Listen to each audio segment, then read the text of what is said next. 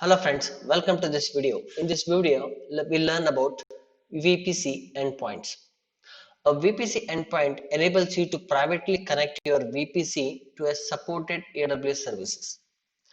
A VPC endpoint service powered by AWS Private Link without requiring an internet gateway, a NAT device, a NAT VPN connection, or AWS direct connection to access that particular service. Okay, this is too much of English, right? Let's try to understand with a diagram. So this is the typical VPC scenario, right? So we have a larger VPC, and within the VPC we usually create separate groups, and in this diagram I have showed a private public subnet as well as a private subnet. Each subnet will have its own EC2s, right? And then in terms of the security, we have security group within the subnet, and the network ACL worked at a subnet level. Then each subnet will have its respective routing table that will route the traffic between your different subnets as well as the outside internet, right? And these routing tables are connected to a router, which usually AWS refers it as a local router, right? And then you also have an internet gateway, right? Any traffic that is going out will go through this internet gateway, and this is how we typically access our AWS environment. In terms of an external users, your end users, they always come through internet, or your office or your staff people, they can access using the internet, say same internet, or they can also have a connectivity such as a direct connect, which will help them to connect to the respective uh, subnets, correct? And if you look at the routing table, it is like this. In the case of internet, we specify for this subnet, we specify anything 10 series is a local router that it travels through this, and then anything outside this local network will go through internet gateway and reaches somewhere else, right? And the same case with subnet, private subnet, wherein you have a 10 series with the local router, and then 0 series, I mean to say the default route to the NAT gateway. Using this NAT gateway, it will go out and reaches to the internet. This is typically, and let me tell you that the intention of this particular video is not to teach you how to create a VPN and all these things. We have a separate video that describes how to create this VPC, what is the use case of the VPC, how do you create, and all these different components. So we have a separate video. Please watch that to learn about VPC. This particular video, I will concentrate only on the endpoints. Okay, now this is the typical VPC scenario, right? And what happens if one of the service, okay, one of the EC2 is trying to access a service from another, trying to access a service within AWS. Let's say, for example, S3. Okay, so here we have an S3, we have a bucket, and that particular bucket to be accessed by one of the EC2. Then how does it access? If you look at, you must be wondering that even though they are in the same region, even though they are in the same AWS account, even though they are in the same AWS, they are still depending on the internet to go and access, because your S3 is not part of VPC. You don't assign any VPC to S3 while creating it, right? So this is what happens. Okay, so every time you access an VPC, it has to go like this. Now this is what the public subnet can do. Public subnet will have an access to the internet gateway, and they'll go to the internet and they are accessing the S3, right? And how about private? To access from the private, you need to go through NAT and do that. The same, like assume that it is S3 is as good as it is outside your AWS, and you are trying to access it, and that's how it happens. And because of this, so there could be some challenges in terms of there are two challenges. The first challenge is that of course there is a latency, because it has to go through internet gateway, reach the internet and come back, so there is a latency challenge. And the second challenge is your bandwidth is also being charged whenever your request is gone out and come inside. The thumb rule of anything in is free and anything out is charged from an AWS bandwidth perspective, right? So everything, every time you are accessing from an EC2, you are getting charged for that. So now you know that your S3 as well as your EC2s are in the same region. Is there a better way of doing it? by accessing this S3 within a using a LAN instead of this WAN connectivity? Yes, and the answer for that is the endpoint. So endpoints helps you to create this private link and connect or access this S3 using the EC2. We're using a private link which is a local area network. It does not even go to the internet. Okay, so with that you will have a better speed in terms of accessing these services. The second thing, you are not charged for the internet bandwidth as well. Okay, so in this particular demo we will see how to create this and how to use that as well. Okay, you can also put a restriction. The third advantage of going with this private link by creating an endpoint is that, assume that you have a very confidential information or confidential data that you want to store it on S3, and you do not want this particular S3 to be exposed to the internet. So you saved all your data as a private object within the S3. But even when you want to access from an EC2, you do not want that request to go out of the internet and reach this. So you can access it locally. So with that, you can safeguard your data as well. So you get three advantages by implementing an endpoint and associated that one with the services that you want to access using within your own AWS environment. Okay, let's try to do that. Now, as I said, that my main concentration on this particular video is to teach you endpoint and not to create a VPC. So what I did for this particular demo, in the interest of the time, I have already created a VPC here. I called it as my VPC and I given the same subnet 10.0.0.16. I created a public subnet. I created a private subnet. I have created the respective security group and I have enabled as well. Okay, and then I have also created an EC2 here. I also created an EC2 here.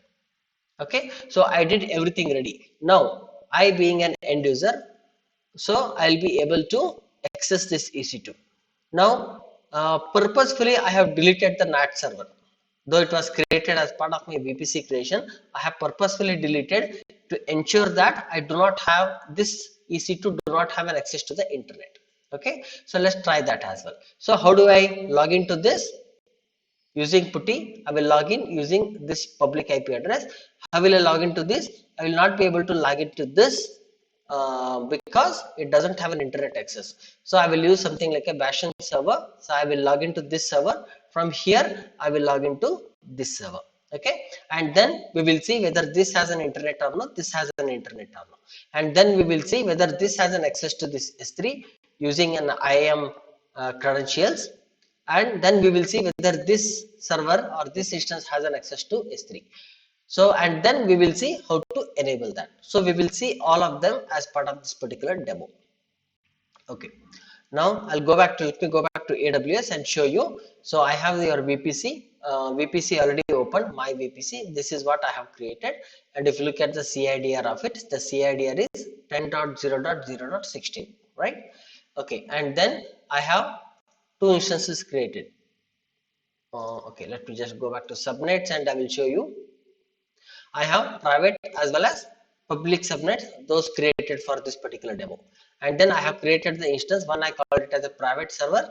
Private server doesn't have any public IP address, nor the elastic IP, nor the IPv6, nor it has a IPv4 public IP. It has only the private IP address, correct? And then I have a public server. Public server will have a public IP address v4, then it has a private IP address, right? So first try to log into this server with a public server. Okay, so I'll just take the IP address of this. I'll go to my,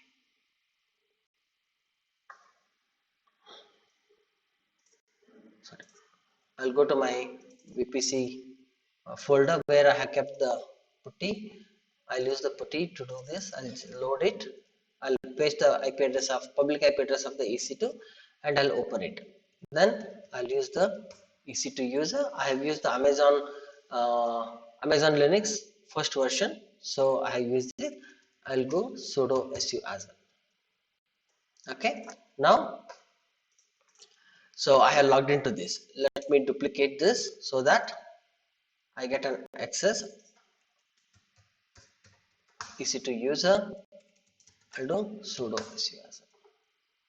Okay. Now this also I have also copied the temp file to this, which will help me to connect to this server. Now what we did as part of this particular demo, we logged into this. Then from here we should be able to log into this server, right? Because we do not have access to this, do not have internet to this particular server directly, right? So I'll choose the private server, IP address of the private server. I'll copy it, and how will I do it? I'll say SSH.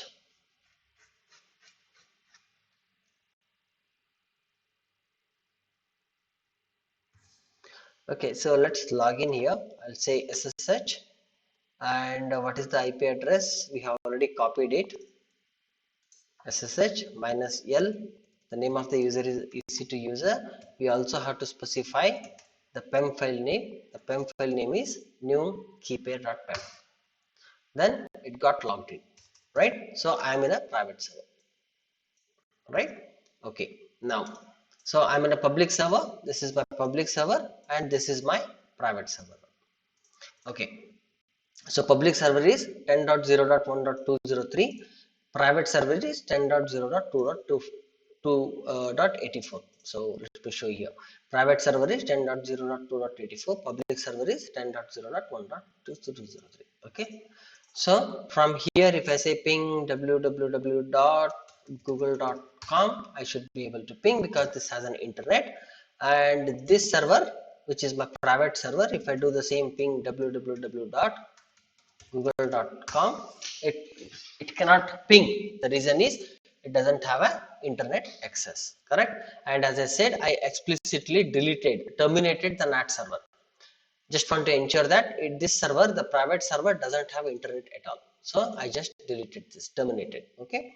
And then what we will do, we will try to access the S3. For S3, I have already created an S3. The name of the bucket is called as a test, this one, and I have uploaded a couple of files there. Okay. Now this is the thing that we want to access, right? And from one service, service of AWS, if you want to access to another service, either you require an IAM credential or you require a role, correct? I do not have any role here. Let's create a IAM credential.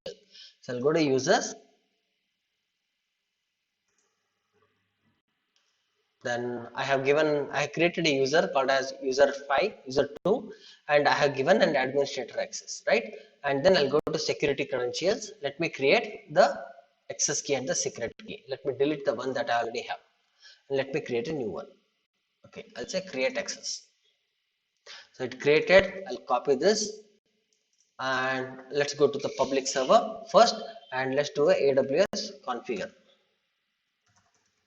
So using this, I'm using AWS CLI. Okay, this is AWS CLI utility that will help me to execute the CLI commands from a of AWS CLI commands that will help you to access S3, create S3, upload data, download data, anything that you want to do on the console.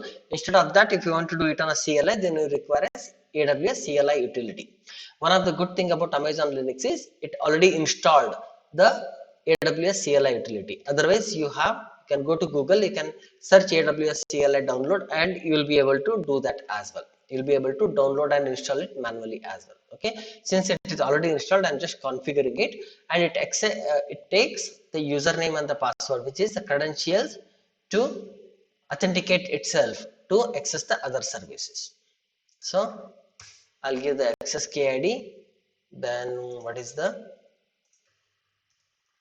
user, and then I'll give password, and I'll give the region as AP-South-1 because my data is there. Then let it be this one I have created. And now let's execute some commands.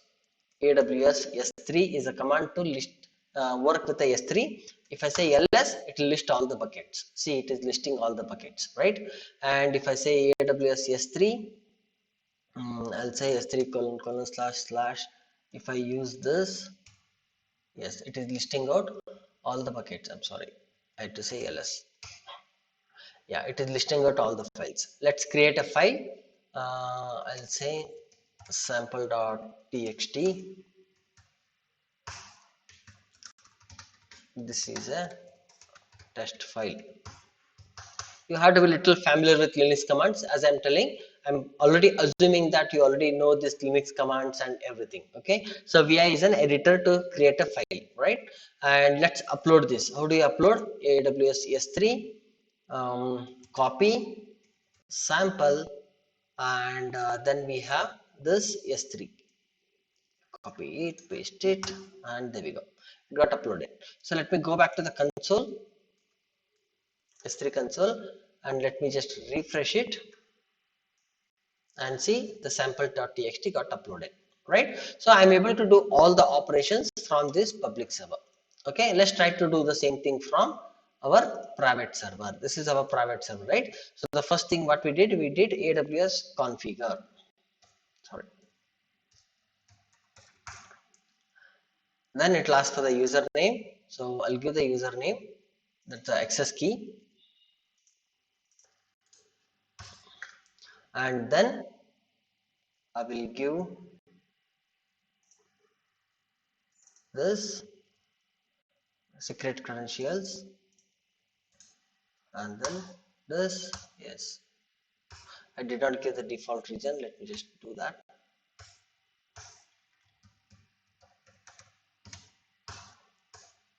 Okay, now let's execute AWS S3 to list out all the buckets.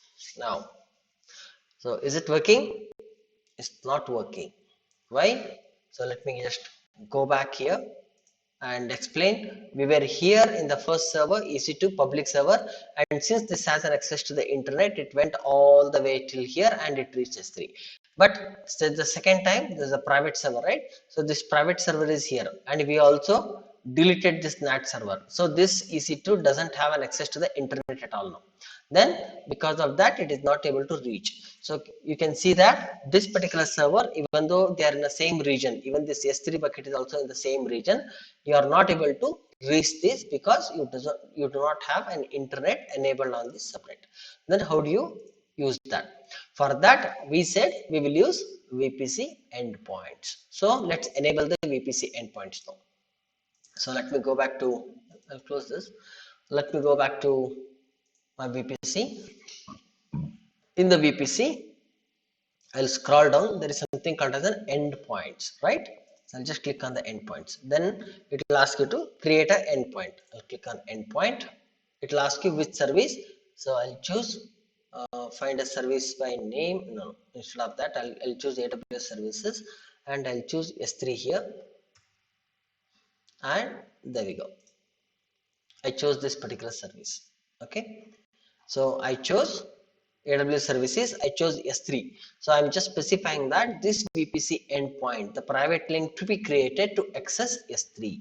Okay, I just chose that. Then it will ask you which VPC. I want to do it on my VPC. Then it will ask you which subnet should, to which subnet should the link to be connected with, right? So here there is no point in connecting that VPC to this because it already has an access, right? You should ideally connect it to your private server, private subnet, right? This is how you want to access, correct? So I'll go back here. I'll choose the private subnet. Okay, and then it has a full access. By default it will give a full access. We'll try to modify it later. This is same like a IAM policy wherein you specify what you want to access. You can also go and specify saying that not all the buckets created in S3 should be accessible using this point. Then I can go and I can type this resource and I can tell that only this bucket 1 I want to access using this, only bucket 2 I want to access. So all such modifications you can do as part of this particular policy. Now for this particular demo I will allow everything. Okay, and I'll say create endpoint. Your endpoint is created. Now if I go to the endpoint and if I go to the routing table, you will see that it is also added the routing to this. Okay, sorry, not here. If I just go to the routing table of it, routing table, and if I go to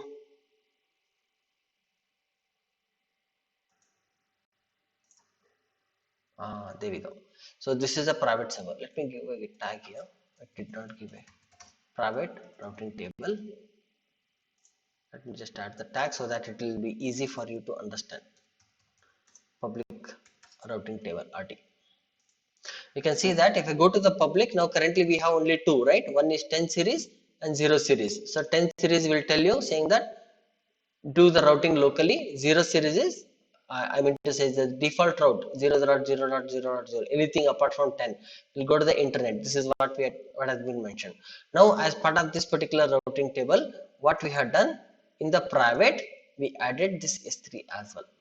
Okay, so 10 series is local, anything apart from 10 series is your NAT, which we have disabled. That's why it is saying black hole, because you don't have that server at all. And then we said for the S3, let it go to VPCE. Fine, this is what it just now added. Now for the VPC, it added a VPC route in this routing table. This is what is shown here.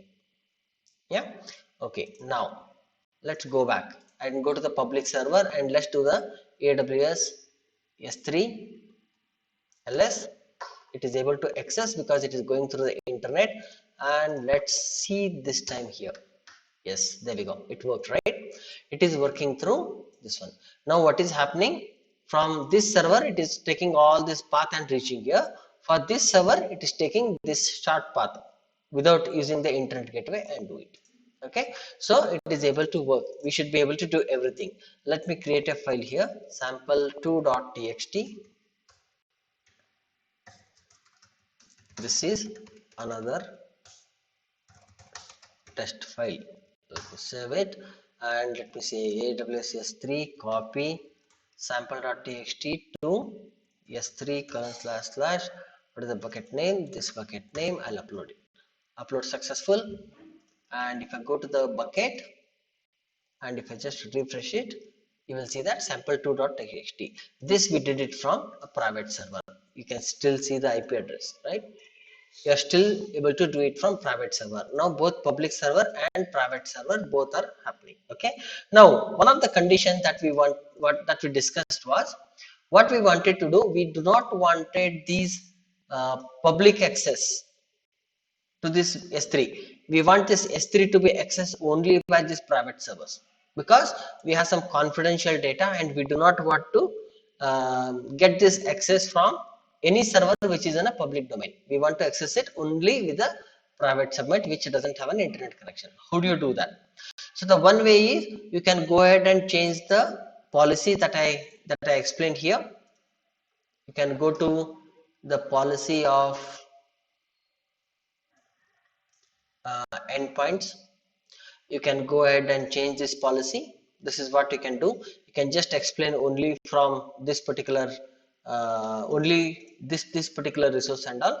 The other way of doing it is go and edit the bucket policy of this. At part of this particular example, we will go and edit the bucket policy and we will tell that only connection from this private subnet is allowed, not even from anything else. Okay, so we'll try to do that. How to do that? Let's write a policy, and at the interest of the time I have already kept the policy ready.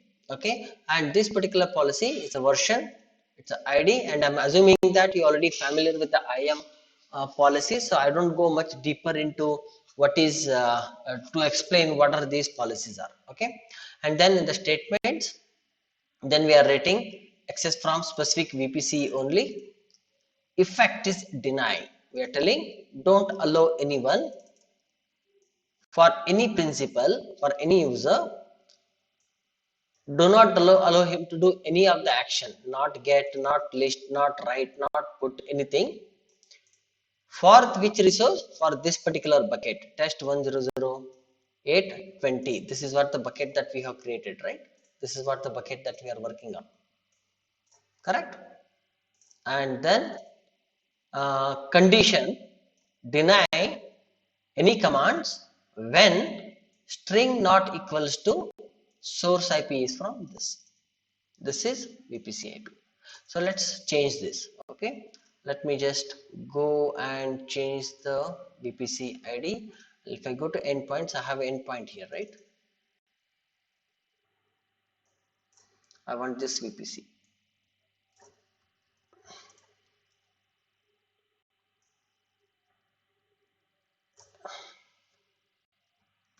So what we are telling here, we are telling deny everything to this bucket if the source of the request is not from this VPC. Okay, so let me take everything, go to the bucket,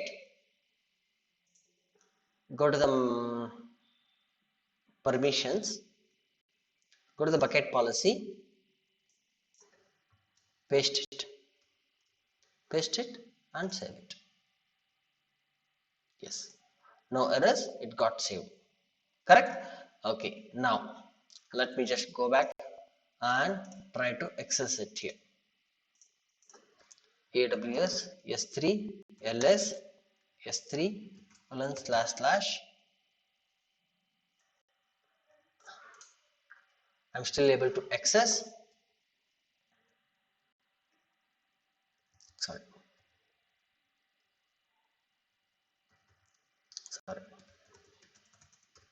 LS AWS S3 LS this particular table bucket. Yes, I'm able to do it. Let's create another file, sample3.txt at another file for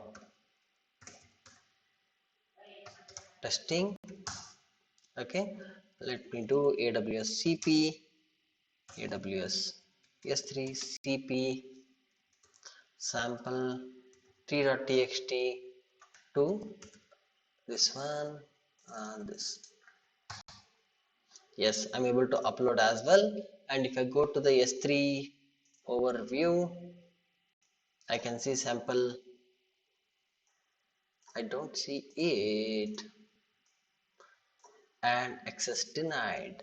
You know why the reason? Because we blocked everyone. If you go to the policy, we blocked everyone. Even this particular laptop from where I'm using, the request is not from this VPC. That's why it's not able to do. Okay. Now let's go back to our public server and we will see AWS S3 LS. I can see that bucket. Let me create another file here. Sample SAM sample. Okay, first let's AWS. Oh, sorry, AWS S3 LS. Let me list the contents of the bucket. Access denied. Whereas this restriction is not for other buckets, right? So I still be able to do that. Yes, I'm able to do it on the other buckets, but this particular bucket, it is access denied. The reason is we said allow only from this particular VPC, right? This is the policy. We said if the string is not from this, then don't allow it. But from my private server, I still be able to do everything. Yes, from the private server, I'm still able to do that. But from a public server, I'm not able to do it because we have put the restrictions. So this is how the VPC endpoints works. So you can use endpoints to do the multiple, to take the multiple advantages. The one is you can use the local LAN of AWS so that the latency will be very low and you can access the data very fast. There are no bandwidth charges because it's not, there is no internet out and internet in. The third thing is to, for the safety of the data, you can ensure, you can put a policy in such a way that it is accessible only from your core EC2s which doesn't have an access to the internet. So that will ensure the safety of the data as well. Okay, so this is what I had as part of this particular demonstration. I hope you enjoyed this session, and please subscribe to our channel so that you will get notified whenever we upload such useful videos to you. Okay, please do share your feedback and the comments on the comment section, guys. Thank you so much.